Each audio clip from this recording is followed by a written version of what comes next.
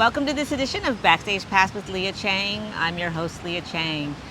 Today, I'm with my brother from another mother, Darrell Lee, at the 9/11 Memorial Glade. So this was quite an interesting trip for you. It's been 23 years since you've been to New York, and of course that was 9/11.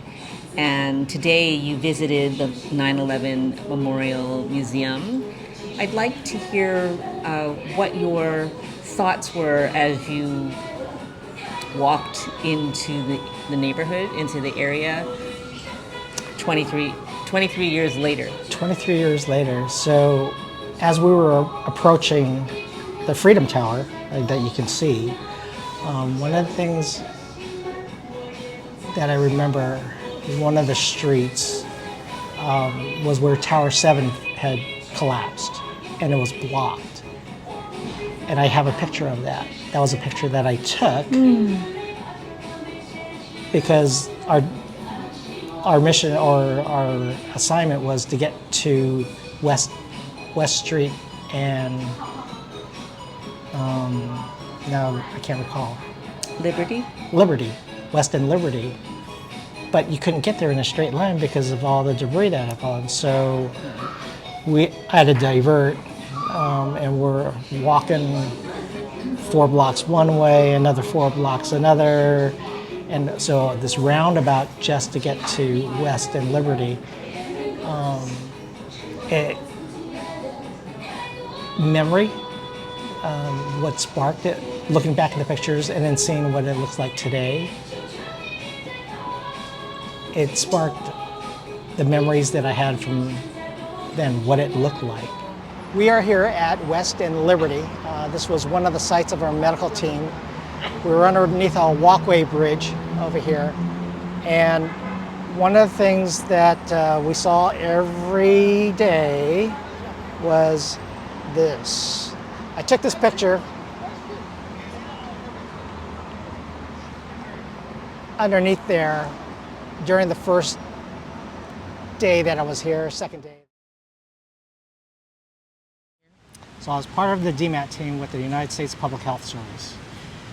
My primary role was the communications officer, and I was part of an overhead team that got here first to set up the communications, the command structure, and also to assist with the medical teams that were already in place here around the pile or around the collapse zone. I believe there were 6 medical teams that were already in place, and they were mainly focused on taking care of the firefighters, the construction workers, and anyone else in working in and around the collapse zone. My job initially was to set up communications, to make sure that we call it comms, but comms from our headquarters, which was the Sheraton Hotel, up on the 40th, 50th floor to Ground Zero. And our issues that we had at the time was because the World Trade Center was the communications tower for the entire city. When it came down, so did all the communications for FDNY, New York Police Department, anybody else that was using that tower for communications. Right. Cell phone, everybody else. What we found out was because of all the glass in all those skyscrapers, you can't point in one direction. It gets reflected off. So radio frequency actually gets reflected off a lot of the glass. So we couldn't communicate with Ground Zero. A lot of people couldn't figure out why. And one of the things that I was able to solve, which was lucky, is that instead of going north and south, I looked across and I said, what about going east and west? Or east, and then coming back down south. Right, this whole area was totally different. Now it's all been restored, rebuilt, memorialized. And seeing the reflection pools or the pools that are here and seeing all the names kind of hit a little bit, knowing that those were the people that were inside And then once we entered into the museum itself and heading downstairs, kind of had an eerie feeling. Seeing some of the steel columns that they had as the staircases. As we walk down, there's a column, they call it a trident. It looks like a trident form. Right? So it's got 3 pillars coming off of a single stem. Seeing the trident reminded me of seeing the steel here that day. Right? Except it didn't look quite as nice. This was all exposed. There's nothing around it. Sure. That was kind of eerie seeing it again. But going downstairs, I think the part that I want to say got to me a little bit was hearing the voices. Oh. So of people leaving messages for their loved ones saying they're not. So there's a short little area where there's words that people have said and then they're quoted and it flashed on. Oh my God, it must be so haunting. To see that, hearing it, where are you? We miss you. To hear that and then to see the faces of all the people. So when I was here, I also got assigned a day to the medical examiner's office. And we were there just to assist them in whatever they needed, and which wasn't a lot, but because they were expecting more body bags, right? If they didn't know what was going to happen. If they had found a pocket of, say, whoops. Oh, there's my favorite people. Engine 10, ladder truck 10, all right. They knew we needed some sound effects. So they had posters downstairs of the people that were missing. That's what I saw at the medical examiner's office. There was a fence, I guess, or a wall as you come into the medical examiner's office, and from top to bottom were posters of people, the missing loved ones. And then seeing it flash back up again was a flashback to that. Right. That, not haunting, but a memory of that I forgot until I saw it again.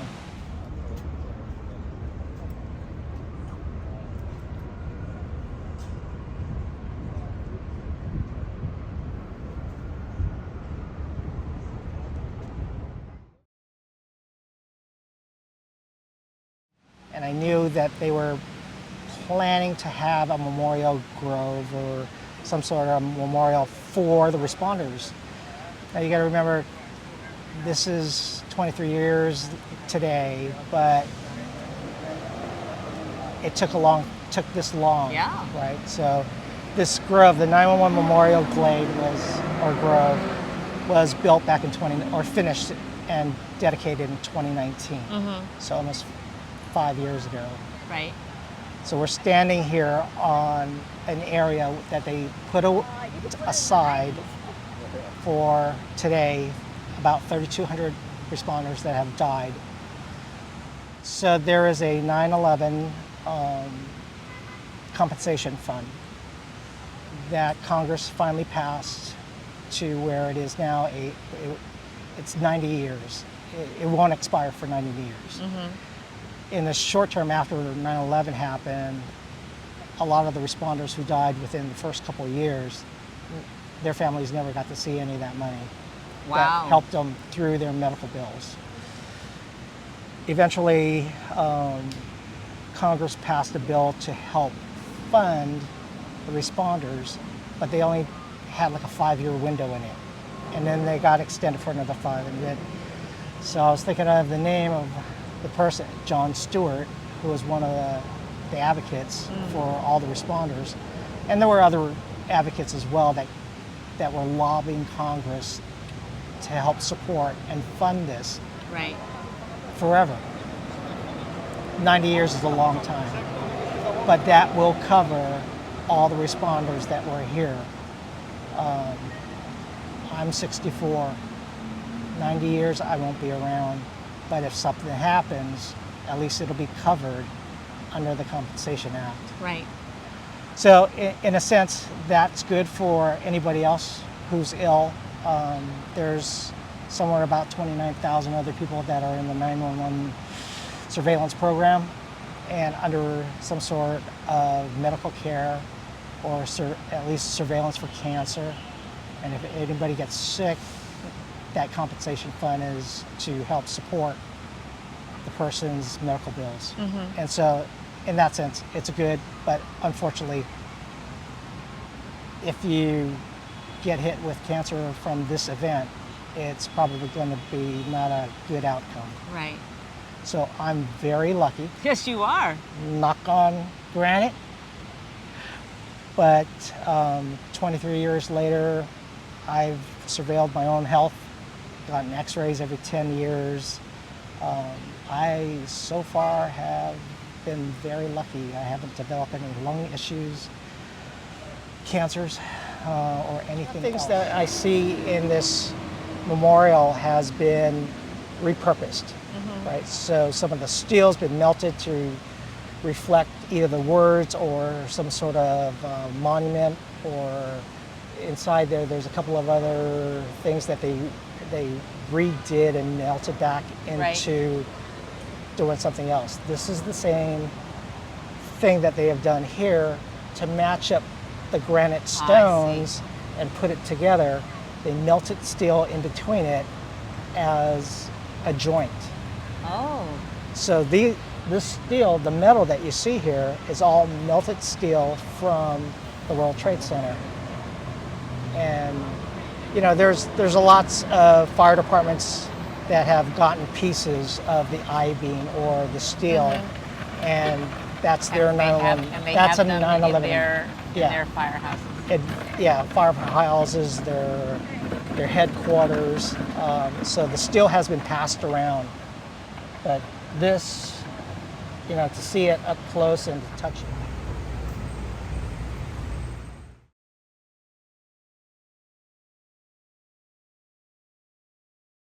There weren't very many Asian American Yes. firefighters, but also not very many firefighters of color. True. So there were a lot of Caucasians. There were a lot of African Americans that were Tall, 5'10". Over, in a lot of cases. And then of the Asians that were in the fire department, they were 5'10" and above. So they were trying to recruit more Asians, and of course, various heights. Right. And so, because I was 5'7" at the time, 5'10" was the minimum standard. And until they relaxed that standard, it allowed more Asians, my height, really, to get in, at least take the test. And because he had to be 5, and the reason why I say 5'7", because they canceled the feet, right? There was no height required. It's a weight proportional to height is what they came up with. Okay. So, but to rationalize it, you had to be at least 5'7", because the ladder truck had a ladder that was on the top tier. It was a 14-foot ladder that you had to reach. In order to reach it, you had to be at least 5'7" with your arms stretched. So if you were 5'6", tippy toe, you might be able to get it. 5'5", it's going to be a struggle, and 5'4", of course, you're not even going to reach the ladder. Right. So in that sense, rationally it made sense for you to be that tall in order to reach the ladder, and that's part of your job, right? If you were assigned to pull that ladder out, got to be that tall to at least reach the rung and pull it out. So that was one of the tests. Of course, when we were going through the testing phase and I made the list, people challenged it. So it got challenged in court, and it ended up in court for almost, I'd say, 6 years. And by doing so, a consent decree followed suit. And that was the change in how the standards were going to be set. Right. And so because the top 50 didn't have enough people of color, didn't have enough women, they felt that they needed to do an experimental class with a class of 25 that had women, that had more minorities, so African Americans So and Asians. That's actually in the interesting. You wouldn't necessarily think that the Asian American man would drop out of that. process. Yeah, and I was already working for the city of San Francisco, so for me, I already had a job. Right. Right. So And all those other people were new. They were all new, and everybody wanted to be a firefighter back then. So back then, when an announcement came out to be a firefighter, 5,000 people showed up to Wow. take the test. So you're competing with that many more people. I So- decided to go to Contra Costa County. And you also talked about the reserves. Yeah, when I got out of really about high school, it was one of those decisions made, career, what am I going to do? Right. I was going to City College, and you look thumbing through the book. All right, what career am I going to choose for, at the time, the rest of my life? I thought about being an X-ray tech. And then I thought, well, radiation, not a good thing. So I saw fire science. I enrolled in the fire science program and then completed that.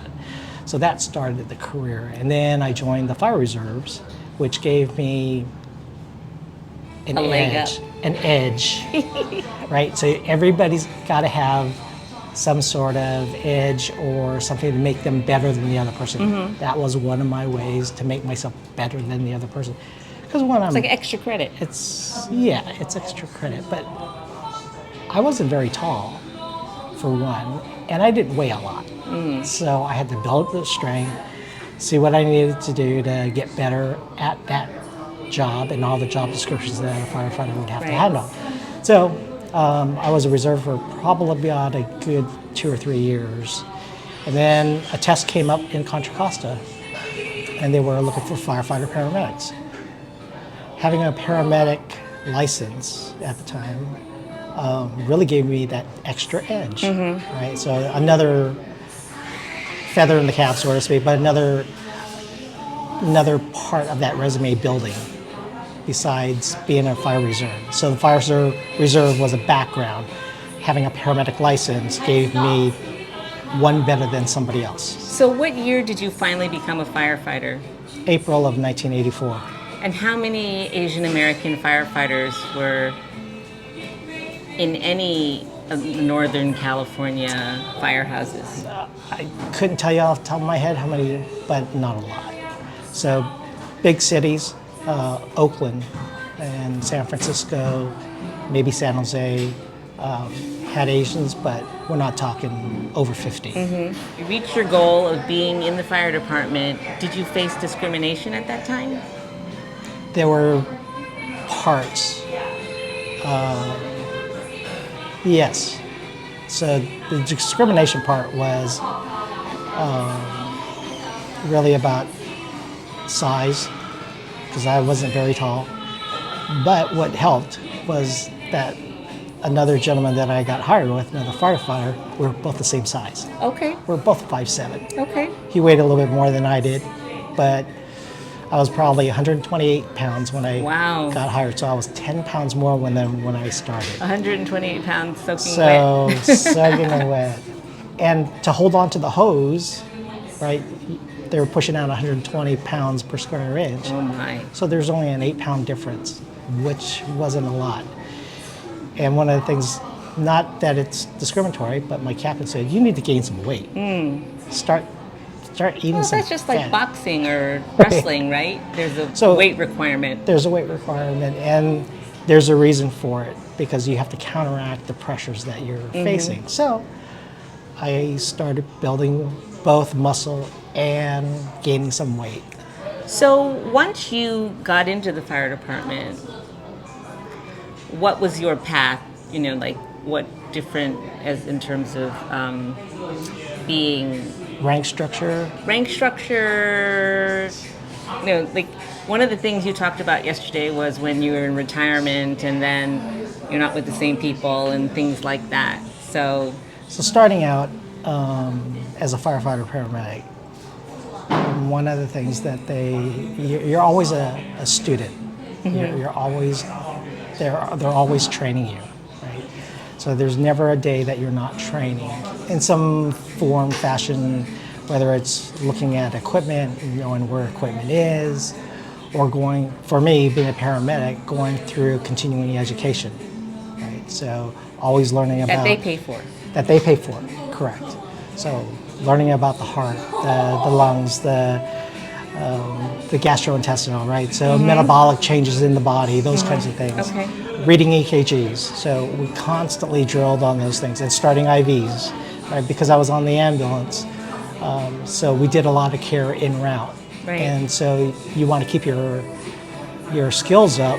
And in order for me to keep my skills up, I felt that in a very suburban town that didn't generate a lot of calls. So if we kind of flip the page, going backwards, so when I was working for the Department of Public Health, paramedic division in San Francisco, I was probably running 10 to 12 calls in an 8-hour period. When I went to Moraga, I was running 1 call a day. Oh my. So the call difference, skill degradation, Right. kind of went through that, and I felt that I needed to keep up my skills. So a lot of the paramedics that work for other fire departments that were slower still worked for the city part-time. Right. So on my off days, I would work for the city and county of San Francisco and still work. Before I got married for the second time, I was an engineer, and that means that you're driving, you're pumping out a fire, right? And I also was an engineer paramedic, so I'm on the ambulance a lot as well. But that extra rank gave me an opportunity to drive a big red fire engine, which is what I always wanted to do, right? And then to go to the next level, to be an officer or a captain, or in the Oakland Fire Department, they have lieutenants. We didn't have lieutenants. We just went straight to captain. So being a captain took a lot more studying, a lot more schooling. So the education to put yourself in a better position to lead others. And so I did. I promoted up to captain. And just by circumstances, when people were leaving in the upper ranks of battalion chief, opportunities were there for me to take the next step. So what year was this? 2008. And so I took the test to become a battalion chief, passed, worked as a battalion chief for 6 years, and then my last rank was division chief, and I spent 3 years being division chief before I decided, at the time, had to retire. So I retired in 2014, but I still loved it. The passion was still there. I still love being a firefighter. I love still helping out. Still want to serve others. And I saw a job opening for the city of Oakland as an EMS coordinator. And so I interviewed for that. The gentleman that was the EMS manager at the time, he was a retired San Jose battalion chief. Wow. And so he was working in the city of Oakland.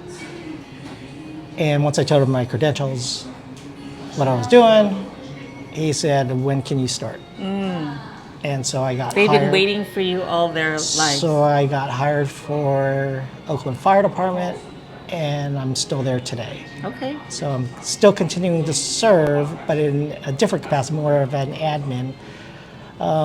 But my role now is to make sure that the younger firefighter paramedics have all their licensing, their continuing education. I do training. I do EMS training for the entire department as well.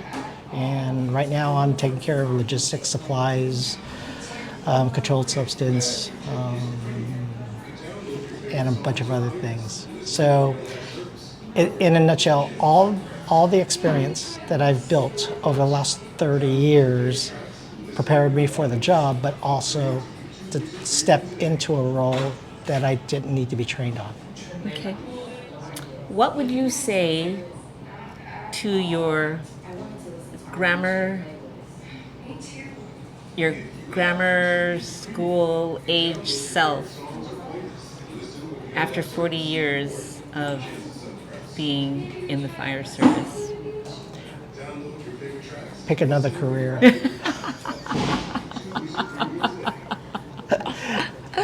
No, I think everybody has a different calling. We call it a calling, right? Or a passion. This was my passion. Emergency work, disaster work, fire service. This was my passion. And I think a lot of it had to be when I went through paramedic school.